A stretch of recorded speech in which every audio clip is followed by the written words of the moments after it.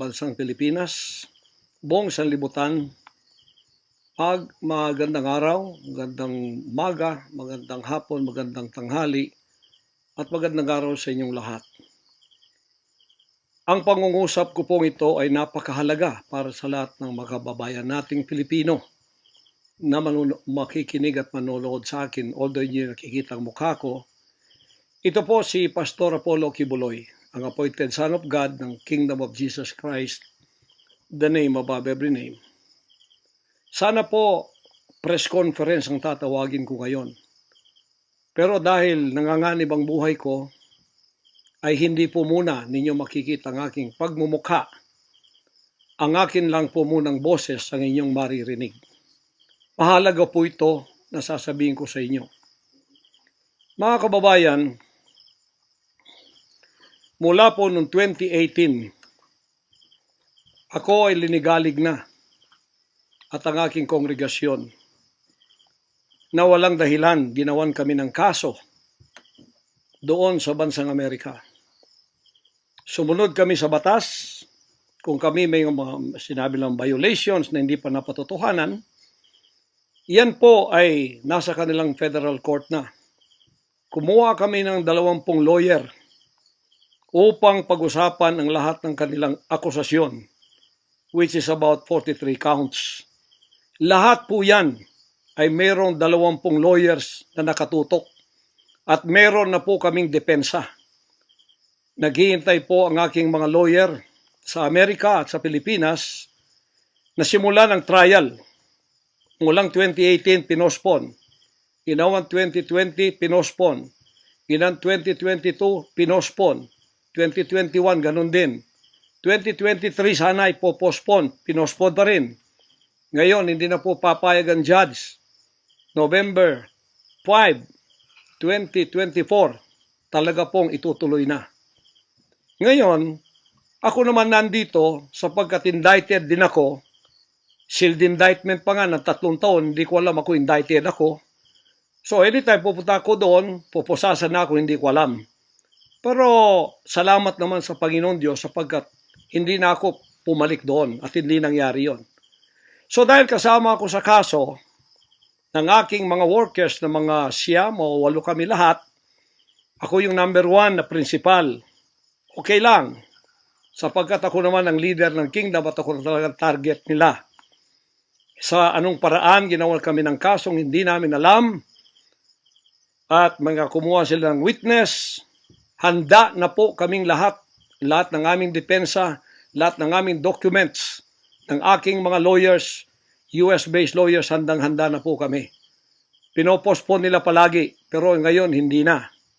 Ngayon, ako dito sa Pilipinas, dahil nandito na ako nung dumating yung mga kasong yan, hindi ako lumaya sa Amerika, kundi dumating ako dito, wala pang kaso. Kinasuhan ako ng naka-sealed indictment, hindi na ako nakabalik doon, pero nandito na ako sa Pilipinas. So hindi po ako tumakas. Ngayon, dahil nandito ako, I will use my constitutional rights for extradition na siyang treaty ng ating bansa. Yan po ang iniintay ng mga lawyers ko dito sa Pilipinas at sa Amerika. Iniintay namin ang request ng US Embassy sa Department of Foreign Affairs. Hindi po dumating. Sapagkat kung yan pag-uusapan, i-endorse doon sa Department of Justice, wala rin doon. Hinintay namin para pag-usapan ang extradition treaty kung paano gagawin. Handa din po ako sa kasong yan kung ako'y ma-extradite pagkatapos mapag-usapan at nakadaan na kami ng Court of Appeals, Court of First Instance at Supreme Court. Kung ilang taon yon, dapat magtiis din sila. Hindi dumating yon, hinihintay ko hanggang ngayon. Wala pong request na ganon. Ngayon, eto po ang mahalagang ibabalita ko sa inyo. Mula noong 2018 hanggang ngayon, hindi na po kami mapakali sa ating sariling bansa. Nawala po ang aming kalayaan sapagkat kami dito ay sinosurveillance. Sinosurveillance ako dito sa Pilipinas ng CIA at ng FBI. Sarili kong bansa, ako po ay nagtatago sapagkat liligwakin ako ng ganun-ganun na lang. Walang extradition process na gagawin. dumating po sa aming kaalaman sa mga sandaling ito from reliable sources. Correct me if I am wrong, but these are reliable sources na dumating sa akin na ayaw na raw po nila ng extradition treaty. Ang kanila daw pong gagawin ng CIA, ng FBI, ng US Embassy at State Department, kasabwat ng ating gobyerno, ng Pangulong Marcos at ng First Lady at kung sino pa man ang nasa gobyerno, ako ay rendition ng kanilang gagawin. Ang rendition, ang ibig sabihin po, anumang oras pwede lang pasukin ang aking compound at ako ay kidnapin. It's not only rendition but also elimination. If it is possible, pwede nila akong i-assassinate. So, nandun po sa dalawang yun. Kidnapping or assassination. Killing talaga, murder. Yun po ang dumating na balita sa akin ngayon from reliable sources. Kaya, mulang 2018, alam na po namin na may gagawin sila. Hindi lang namin alam kung paano sapagkat ang hinihintay namin ay extradition sapagkat yun ang treaty natin. Ngayon, ito pong gagawin nila dahil hindi na sila dadaan doon ay illegal. Kidnapping or elimination or assassination. Di po ba sa atang sariling bansa ang aking constitutional rights nawala na? Sapagkat ako po ay binigay na sa kamay ng mga banyagang ito ng ating sariling gobyerno ni Pangulong Marcos at ni First Lady Araneta Marcos. Huwag kayong magkaila kung totoo itong sinasabi ko. Angkinin nyo, kung hindi, i-correct ninyo ako. Sapagkat ang buhay ko ngayon ay nanganganib. Kahit mukha ko, hindi ko pwedeng ipakita sa inyo. Sapagkat ako ay binigay na ninyo sa kamay ng mga Amerikano at gagawin nilang gusto nilang gawin sa akin sa aking sariling bansa. Ang aking 11 compounds, araw-gabi, sinosurveillan ng drone. Hindi po kami makatulog, hindi kami mapakali. Baka yung ginawa nila sa amin noong 2020 doon sa Amerika na bigla kaming pinasok, pinaggigibang pintuan, pinaggigibang lahat ng aming pamamahay sa loob, linigwak lahat, ay gagawin nila dito sa aming bansang Pilipinas sa aking mga compound. Saan man po ako naroroon, nandoon sila nakasurveillance sa akin at naghihintay na lang ng tamang pagkakataon upang ako ay kidnapin o kaya patayin o kaya i-assassinate na ganun-ganun na lang para mawala ako dito sa mundong ito. Na kanilang bakit ako naging hadlang, hindi ko alam. Hindi lang po yun mga kababayan, kundi ang aking leaders lahat kasama na sa elimination. Ito pong aking Board of Administrators, senior leaders, lahat po sila ay pwede na rin nilang patayin lahat. At pagkatapos hindi namin alam kung anong plano nila sa buong properties namin sa Kingdom Nation.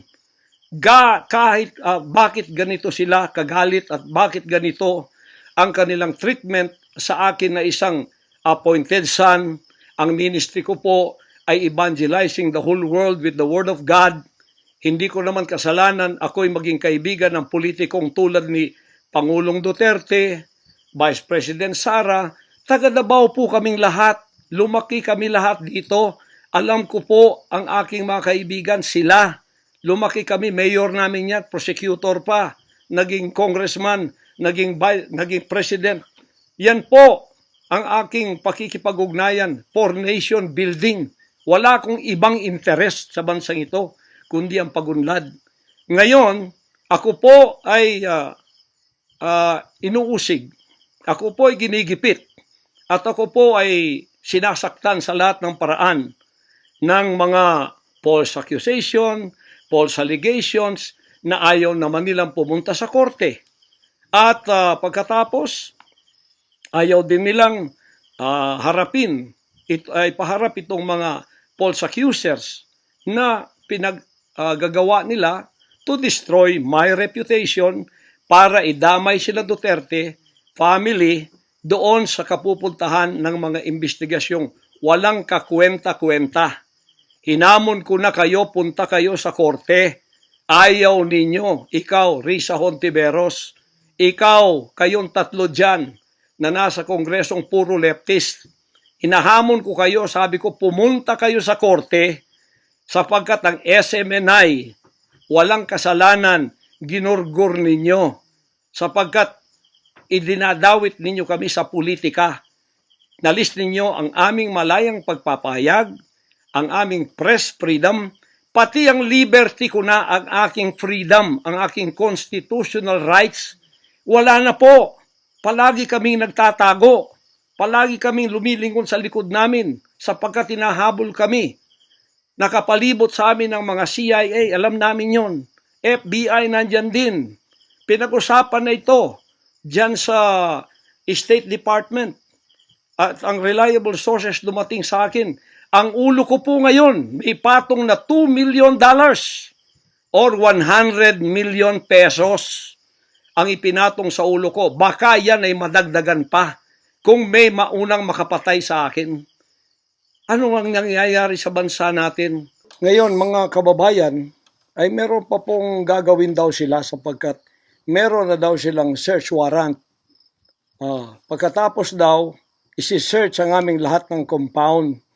At hindi daw kami papayagan na merong witness na sasama.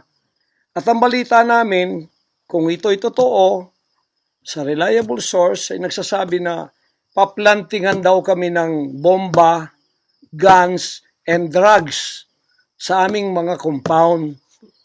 Yan po ay aming babantayan. Sinabi ko na po muna sa inyo dito sa live na to, para kung mangyari man ang mangyayari, sapagkat wala po kaming ganon, ay sila po may kagagawan nun. Ganito ka-evil ang kanila pong mga pag-iisip sa ngayon, masyadong desperado, aywan ko kung bakit. Kung kayo nasa katotohanan, nasa kapangyarihan, bakit kayo natatakot? At huwag ninyong pasamahin ang aming mga abogado para sumama sa inyo sa pagsisearch. Kaduda-duda na yon. Hindi po pwede yun. Ano tayo? Bansang Hapon ng panahon ng giyera? Ano to? Panahon ni Hitler? Na wala kaming pwedeng lawyer na sumama sa inyo? Kayo-kayo lang? Pagkatapos, pwede nyo kaming barilin pagka kami nakikipag-usap na kailangang may witness para kamerahan namin ang ginagawa ninyo na wala kayong lusot kung meron kayong gagawin na kabulastugan. At pagkatapos, ipapatong ninyo sa amin. Pagka ito'y totoo, we will resist you. Hindi kami violent, pero hindi kami papayag na wala kaming mga witness na sasama sa inyo. Lawyer at saka barangay captain ang hinihingi namin na magiging witness sa lahat ng search na gagawin ninyo sa lahat ng aming pamamahay, kwarto o kung ano. At may lawyer kaming titingin muna sa inyong dokumento kung ano ang isi-search nyo. Kung anong bahay, kung anong compound, kung ano lang ang dapat nyong gawin, at ilang oras. Hindi to open-ended eh. Kailangan meron, sisisi namin ng judge na gumawa ng search warrant na ito pagka hindi ninyo nirespect ang aming constitutional rights. Huwag ninyong tapakan ang aming rights. Hindi din namin tatapakan ng rights ninyo bilang kayo ay nasa batas. Igagalang namin yon. Pero igalang din ninyo kami kasi meron kaming mga narinig na ginawan ninyo ng mga ebidensyang peke. Tinamnan ninyo pagkatapos ipapatong ang kaso sa amin. Religious community po ito. This is a spiritual community. Once tumapak kayo dyan, sapagkat kayong nagdadala ng batas, respetuhin ninyo, you are on holy ground.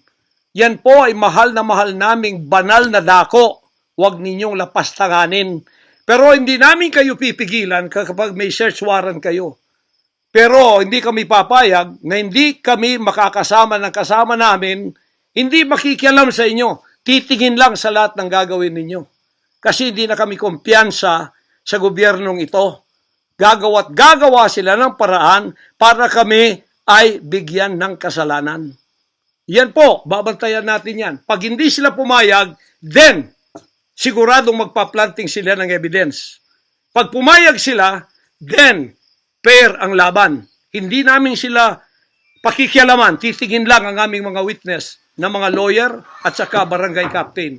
At kung sino man ang mga witness na nandoon mula sa aming side, kasi nandoon sila. Hindi na pwedeng gawin wantonly ang kanilang gagawin doon sa aming mga compound na wala kaming witness, because they can do anything to implicate us, to plant false evidences and charges against us. Ganon ang aming mga paningin dito. Kaya wag ninyo kaming pigilan para pantay ang laban natin, kasi nakikita namin na ang pamamahalang ito ay hindi na po matuwid. Biro ninyo, ginikipit kaming ganito, wala namang kaming ginagawa sa bansang ito. Sinabi ko na muli, hindi kami nagdi-deal ng drugs, hindi kami violenting tao, hindi kami terorista, mangangaral kami ng mga salita ng Diyos. In fact, dito sa aming compound sa Tamayong, kami ang nakapagbigay ng peace sa mga kababayan nating sinisila ng CPP and PNDF, tinatakot at pinapatay. Ngayon, wala na sila, may peace na kami. Eto namang gobyerno natin, eto ang ginagawa nila sa amin. Biro ninyo mga compound na religious ng Kingdom of Jesus Christ, ginaganito nila. Pero yung pagnanakaw nila sa gobyerno, wala silang sabi. Tiklop bibig. Hindi sinisearch ang mga bahay na pinagbibili nila. Nagamit ang pera ng gobyerno. Anong klase kayo? Sige, gawin ninyo ang gusto nyong gawin sa amin. Pero kami tatayo sa aming constitutional rights. Whatever happens. Tatayo ako sa kalayaan ko sa bansang ito na pinakamatyan ng aking mga national heroes. Yan mga kababayan, bantayan po natin. Hindi po ako magpaparesto sapagkat ako po ay siguradong papatayin. Kasi rendition na ang kanila, hindi na po extradition. Kaya wala na akong kalayaan at wala na po akong depensa sa sarili ko, kundi ang Panginoong Diyos lamang. Kung paano itinago ng Diyos si Elijah sa evil woman na si Jezebel, nang nagpakain sa kanya ay mga ibon na lang. Ganon din ang gagawin ng Diyos sa akin. Hindi ako ibibigay sa kamay ng masasama pag ganito ang pamamahala. It's an evil, unrighteous administration. I am telling you that. Bantayan natin to mga kababayan ko. 73 years na po ako. Magse-74 years na ako dito. Lahat ng administrasyon na daanan ko na. Lahat ng mga naging pangulo. Mula kay Diosdado Macapagal. Mula po sa maliit pa ako kay Magsaysay. Kay Carlos P. Garcia, kay Diosdado Macapagal, kay Marcos Sr., kay Cory Aquino, pagkatapos kay Ramos, pagkatapos kay Gloria Macapagal, pagkatapos kay Erap, pagkatapos kay Ramos, pagkatapos si Aquino, Noynoy, pagkatapos ang ating Pangulong Duterte. Wala po kaming nadaanan ganito. Na ginigipit kami sa aming sariling bansa ng mga dayuhan na kasabwat ang ating pamahalaan na aking sinuportahan pa naman noong nakaraang eleksyon. Tandaan mo, President Bongbong Marcos, First Lady Lisa Marcos, pati ikaw Martin Romualdez, hindi kayo dyan ngayon kung hindi kayo tinulungan ng SMNI at ng buong sangkatauhang Pilipino. Naniwala sila sa amin sapagkat ang SMNI lamang ang may credibility noong panahong yun hanggang ngayon. Ngayon, anong ginawa ninyo? Pinaggagawan ninyo kami ng kasalanan, inilagay ninyo kami sa kahihiyan, pagkatapos ibinilanggo pa ninyo ang dalawa naming mamamahayag, pagkatapos inaapi ninyo kami ng ganito-ganito lang. Ang aming pong tolerance, it has come to the rim. Our tolerance has been to the roofs already. Alam ninyo, hindi na po biro itong nangyayari sa bansang ito. Kung pababayaan po natin ang ganitong mangyayari ng mga dayuhang tulad ng Amerikano, CIA, FBI, State Department, US Embassy, gigipitin tayo with the connivance of our own President and First Lady and other members of the Congress. Kung pababayaan natin ito, nangyayari sa isang Pilipinong tulad ko na gumagawa ng kabutihan, trying our very best para makatulong kami, humanitarian, Children's Joy Foundation, dinemonize kami, kinriminalize kami. Biro nyo, ginagawa ninyo dangerous criminal organization, ang Kingdom of Jesus Christ. Buong sanlibutan, ang akin pong 38 years na munga ng mga 6 hanggang 7 milyong kaluluwa na niwala sa katwiran at nagbago ang buhay.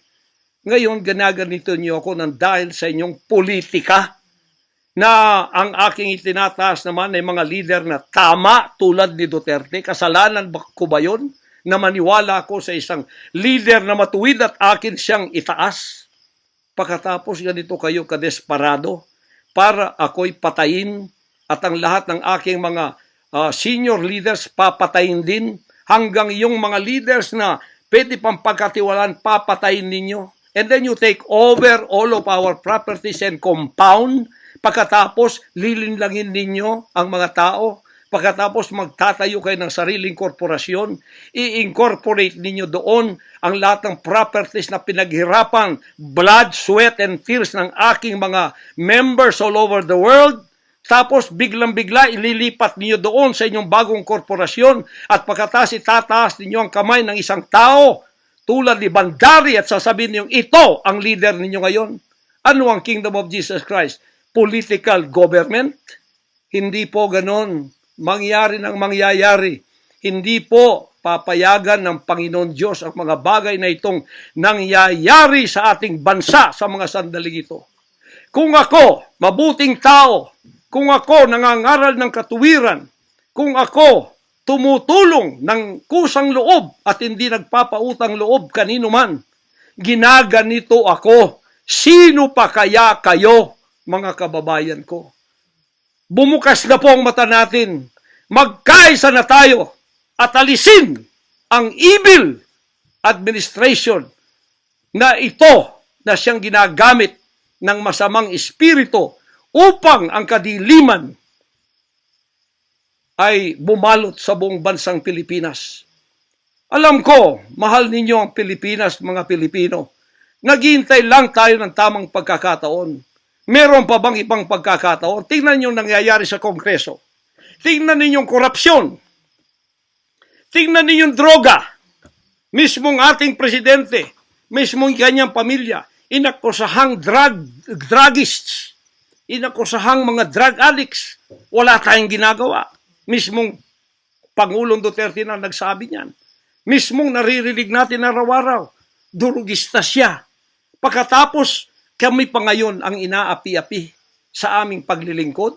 Pagkatapos sila ay mga kriminal na nakaupo dahil may kapangyarihan. Kami ngayon ang liligwakin nila. Hindi ba yan karumal-dumal sa harap ng ating Panginoon Diyos? Hindi ba yan ay isang pamamahalang hindi tama? Si Nebukadnezar, pinakain ng damot, ginawa siyang hayop. Ang kanyang anak si Belshazzar, nakakita ng handwriting on the wall. Pagkatapos, inalis ang kaharian sa kanya at ibinigay kung sino ang magiging matuwid na haharap sa Panginoon Diyos. Anong tingin ninyo sa akin bilang pastor? Dinemonize. Ang reputasyon ko pinagsisira. Ngayon, hindi na ako buhay. I am a living dead. Kung wala Panginoon Diyos sa akin, pinatay na ako sapagkat lahat ng gadgets nasa sa kanila. Lahat ng gadgets ng Amerikanong yan nasa sa kanila. CIA, FBI, at sino pa ang kanilang mga galamay dito na pinagbibili na nila. Ako, hindi ako drug lord. Ni minsan hindi ako nakatikim ng droga. Mulang-mula pa, inialay na ako ng aking ama na maging isang ministro ng banal na kasulatan. Hanggang ako'y lumaki, hanggang ako'y naging 74 years old, hindi ko po na-enjoy ang aking kabataan sapagkat hindi ako nagliwaliw. Ako po'y nangaral. 50 years na akong nangangaral. 38 years in the kingdom ministry. Ni isang sigarilyo hindi tumama sa bibig ko. Ni maliit na bisyo hindi ko pinasok. Ako po ay hindi nag-asawa. Ngayon, inaakusahan ako ng napakaraming babae. Ito po ang kasalanan ko. Pinayaman ako ng Panginoon Diyos, akala nila sa akin. Single ako, kaya pinag-aagawan ako. Pagkatapos na ako ay maghihindi, mapapahiya, ibabaliktad nila sa akin. Yan ang tinatawag kong Potiphar's wife syndrome. Hindi po ako nagsasalita ng ganito kasi mapahiya ang mga babaeng yan. Nag-aagawan sila. Mahirap man sabihin. Pinag-aagawan nila ako. Dahil nananawagan sa mga magulang, mayaman na tayo pag nangyari ito. Sabi ko, hindi mangyayari yan kasi dedicated ako eh. Napahiya, ngayon binayaran at ngayon binabaligtad ang lahat ng istorya. Mahirap pong sabihin ko ito kasi masisira ka lang pagkababae. Napilitan lamang ako sapagkat ang buhay ko po'y nanganganib. Anytime pwede na akong kidnapin kung nakita ang aking lair, ang aking hideout. Anytime pwede na akong ligwakin. Ang aking mga BOA leaders, hindi na po natutulog sa compound. Kung saan-saan na lang po mga membro kami natutulog. Doon sa mga payak na mga bahay, doon sa mga bahay na hindi kilala. Sapagkat lahat po kami nakalista na, napapatayin, gugurgurin. Wala po silang takot kasi nasa kanila daw ang kapangyarihan. Mahal kong kababayan, nagtatago ako sa kakisariling bansa.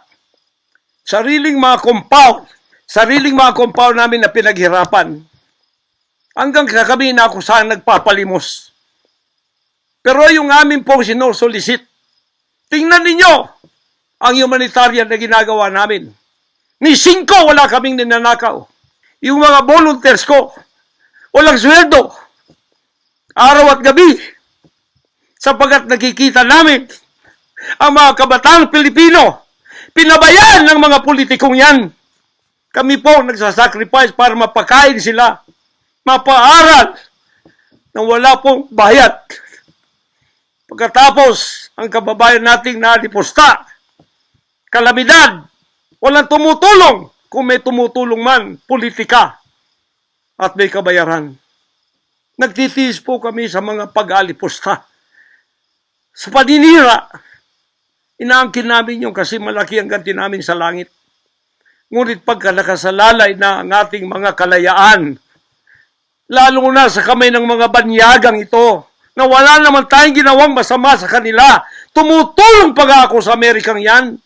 Nagdodonate ako doon sa malalayong lugar tulad ng Apalachian na hindi nakapag-aral ang mga bata. Bumili kami ng napakalaking library para sila'y makapag-aral. Mga Amerikano po yan.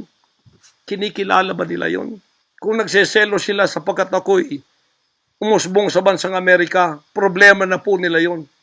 Kung ako'y binigyan ng ama ng isang sasakyang panghimpapawid para hindi ako ma-delay sa aking worldwide na gawain, kasalanan ko ba yon? Kung ako binigyan ng pampalipad na helicopter dito para mapuntahan ko lahat ng aking satellite sa buong Mindanao, Pilipinas, kasalanan ko ba yon? Kasalanan ko ba na ako'y magkaroon paralan para makapag-aral ang mga bata na walang bayad? Kasalanan ko bang mayroong SMNI para hindi mabayaran at pagkatapos itong salot na CPP-NPA na marami pinatay ng mga members ko, ministro, at iba pang mga inosenteng Pilipino for 54 years ay magsasalita ng katotohanan na hindi natatakot. Ngayon kami ang tinatakot ninyo, nililigwak ninyo. Anong klase kayo? Kung hindi kayo tatayo ngayon, mga kababayan ko, sapagkat ako'y living dead na, wala nang kwenta itong buhay ko, iaalay ko ito sa bansang Pilipinas. Ako ang mamumuno upang tayo ay magkaroon ng kalayaang muli. Unang-una sa akin, sa aking kababayan, sa Kingdom Nation, sa aking mga leaders na papatayin din, at sa lahat ng Pilipino nagmamahal ng kalayaan. Tatayo ako!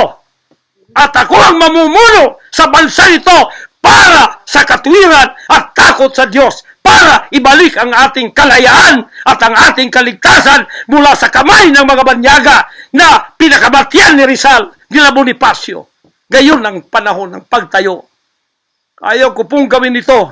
Hindi ako politiko. Ang misyon ko ay isang pastor, isang alagad ng Diyos. Appointed son, magligtas ng kaluluwa. Ngunit hindi nyo kinilala yon. At ngayon, sinisikil ninyo ang aming kalayaan na ma-enjoy namin ang labor namin for 38 years. Blood, sweat, and tears. Ang gabi, ginagawa naming araw. Hindi kami nagmolestiyan ng ibang tao. Lumago ang bansang Kariyan. Ngayon, you are envying and jealousy. Gusto niyo kaming i-put down. Mapipilitan akong pupunta at mamumuno sa bansang ito para sa katuwiran. Sasabihin ko sa inyo, pag ito'y kalooban ng Diyos, gagawin ko. Ngayon din, sapagkat ang buhay ko ay wala ng kwenta. Papatayin din naman nila ako. Ngayon, tatayo na ako para sa kalayan nating lahat. Mahal kong mga kababayan, ito po ang mahalagang mensahe ko sa inyo sa mga sandaling ito. Hindi ko po uurungan ang sinumang gumagapi sa bansa ko at sa aking kalayaan na ako mismo nagtatago sa aking sariling bansa within 74 years. Hindi po nangyari ito ngayon lang. Pangulong Bongbong Marcos, akala ko matuwid ka na tao. Ikaw, First Lady, akala ko matuwid kang tao. Totoo ba yung ginagawa ninyo riyan na meron kayong mga sex orgies at meron kayong mga drug session na nagliligwak kayo ng drug, sumisingot kayo ng drug habang nagsesex orgies kayo? Totoo ba ito? Totoo bang kayo ay may mga session ng nagarkila kayo ng mga voodoo expert from Africa, pagkatapos mga witchcraft sa India, at ang inyong session Martes, at pagkatapos Biyernes dyan sa Malacanang upang inyong aswagin, i-witchcraft ako, Vice President Sara, at Pangulong Digong, at ang lahat ng tutol sa inyong paglilingkod. Biro ninyo, naging demons na kayo. Nag-devil worship na kayo kung totoo man ito. Nag-devil worship na kayo kung totoo man ito. Para lang kayo ay manatili sa kapangyarihan. Para lang kayo ay humawak ng aming pera, hindi ninyo pinaghirapan. Kami po ay nagbibigay ng taxes. Lahat ng aking kingdom materials from China, may taxes lahat yan. Milyon-milyon ang aming binabayad. Ngayon, ginagawa pa ninyo sa amin ito? Matuwid ba kayo? President Bongbong Marcos, Lisa Marcos, makinig kayo. Totoo ba na gumawa kayo ng aksyon kasama ng FBI na ako ay nyo nang ipaligwak at binigay sa kanilang kamay? Kaya't sila'y gumagawa ng ganito with impunity sa aking sariling bansa. Kung ganyan ang ginawa ninyo, I will not honor you. I will not respect you because you did not honor me and you did not respect me. You are no longer worthy to be our trusted leader. Mabuti pa, hanggang maaga pa, Bongbong Marcos, Lisa Marcos, Martin Romualdez, bumaba na kayo sa posisyon. Mag-resign na kayo sapagkat hindi hihinto ang tinig na ito habang naririyan pa kayo. Mga kababayan, tatayo ako sapagkat patay naman lang din ako. Tatayo ako hanggang buhay pa, hanggang may hininga pa ako para sa natitirang buhay ko ay magkaroon naman tayo ng boses at magkaroon ng kahit munting kalayaan na lang mula sa mga banyaga na kasabwat ang mga makapiling Pilipinong ito na itinayo natin sa kapangyarihan. Akala natin ay maasahan natin sila. Mga demonyo pala. Sorry to say that, but that is the truth. If that is not the truth, then tell me. And you cannot judge me. You cannot condemn me. I am dead already. I am a living dead in your book. CIA, FBI, State Department, USA. Gawin ninyong gusto ninyo. Ngayon na nakapagsalita na ako, lalantad na ako.